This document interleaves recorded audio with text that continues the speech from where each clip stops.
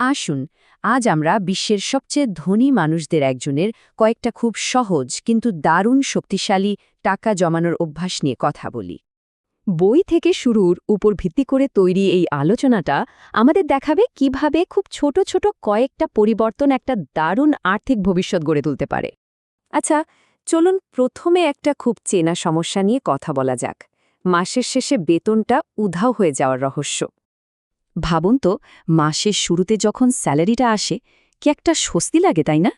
কিন্তু মাস শেষ হতে না হতেই ছোটখাটো অনলাইন শপিং বা বন্ধুদের সাথে বাইরে খাওয়া দাওয়ার পর মনে হয় টাকাটা যেন হাওয়ায় মিলিয়ে গেল। ব্যাপারটা আসলে কি জানেন? বেশিরভাগ মানুষের সমস্যাটা কিন্তু কম আয় করা নিয়ে নয়। আসল চ্যালেঞ্জটা হলো যা আয় করা হচ্ছে তা ধরে রাখা। আচ্ছা, এবার এমন একজনের কথা ভাবা যাক যিনি পুরো রহস্যটা সেই ছোটবেলাতেই বুঝে ফেলেছিলেন। তিনি প্রত্যেকটা কয়েনকে একটা গুপ্তধনের মতো দেখতেন।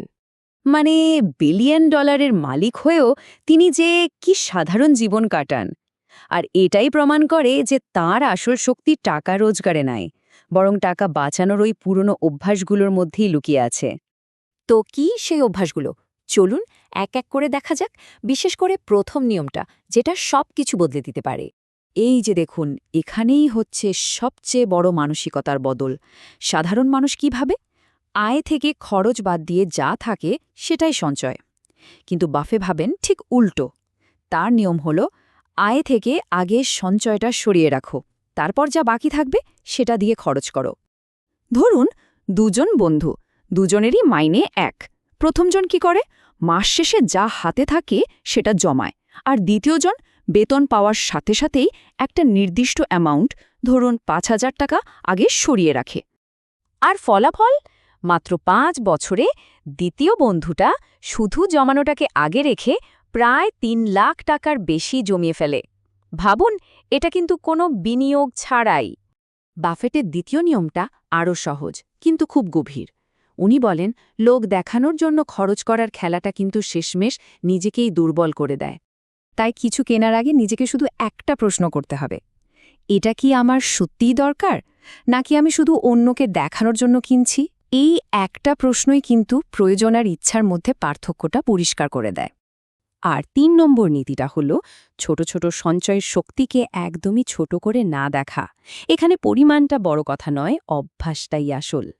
হয়তো মনে হতে পারে দিনে মাত্র ৫০ টাকা জমিয়ে আর কি হবে, কিন্তু হিসাবটা দেখুন, বছরে এটাই হয়ে যায় ১৮,০০০ টাকারও বেশি। আর সময়ের সাথে সাথে এটাই কিন্তু একটা শক্ত আর্থিক ভিত্তি তৈরি করে দেয়। বাফেট টাকাকে ঠিক একটা বীজের মতো করে দেখেন। যদি এটাকে ঠিকভাবে রোপণ করা যায়, মানে জমানো যায়, তাহলে সময় আর ধৈর্য দিলে এটাই একদিন একটা বিশাল সম্পদে পরিণত হবে। আচ্ছা, এবার আসা যাক সেই অভ্যাসটার কথায়, যেটাকে বাফেট নিজেই তার সবচেয়ে বড় শক্তি বলে মনে করেন। এটাই কিন্তু আর্থিক উন্নতির আসল ইঞ্জিন। ব্যাপারটা খুব সহজ। বেশিরভাগ মানুষ সারা জীবন টাকার পেছনে ছোটে, টাকার জন্য কাজ করে। কিন্তু লক্ষ্যটা হওয়া উচিত ঠিক তার উল্টো, যাতে টাকা আমাদের জন্য কাজ করে। কারণ দেখুন, খেটে টাকা রোজগারের একটা সীমা আছে, কিন্তু টাকা দিয়ে টাকা বানানোর কোনো সীমা নেই। আর এটা কিভাবে সম্ভব? বিনিয়োগের মাধ্যমে। মানে প্রথম ধাপে টাকাটা নিয়ম করে জমাতে হবে, তারপর সেটাকে বুদ্ধি করে বিনিয়োগ করতে হবে, আর তারপর টাকা নিজেই নিজের জন্য কাজ করতে শুরু করবে। ভাবতে পারেন, বাফেট এ ব্যাপারটা বুঝেছিলেন একদম ছোটবেলায়। মাত্র ১১ বছর বয়সে উনি প্রথম শেয়ার কিনেছিলেন। সেই যে শুরু, আজ তিনি বিশ্বের সবচেয়ে সফল বিনিয়োগকারীদের একজন। তো এত সব আলোচনার পর একটা সলিড আর্থিক ভবিষ্যৎ গড়তে আমাদের কি করতে হবে? তাহলে মূল কথাটা কি দাঁড়ালো? সম্পদ কিন্তু একদিনে তৈরি হয় না। এটা আসলে কয়েকটা ছোট, সাধারণ কিন্তু বুদ্ধিমান অভ্যাসের ফল। যেমন খরচ করার আগে জমানো, লোক দেখানোর জন্য না বাঁচা, প্রত্যেকটা ছোট সঞ্চয়কে গুরুত্ব দেওয়া, আর টাকাকে নিজের জন্য কাজ করতে শেখা। আর্থিক স্বাধীনতার এই যাত্রাটা কিন্তু কোনো এক বড় লাফ দিয়ে শুরু হয় না, শুরু হয় ছোট্ট একটা সিদ্ধান্ত দিয়ে। তাহলে প্রশ্ন হলো, নিজের আর্থিক ভবিষ্যৎ বদলানোর জন্য আজ কোন ছোট পদক্ষেপটা নেওয়া যেতে পারে?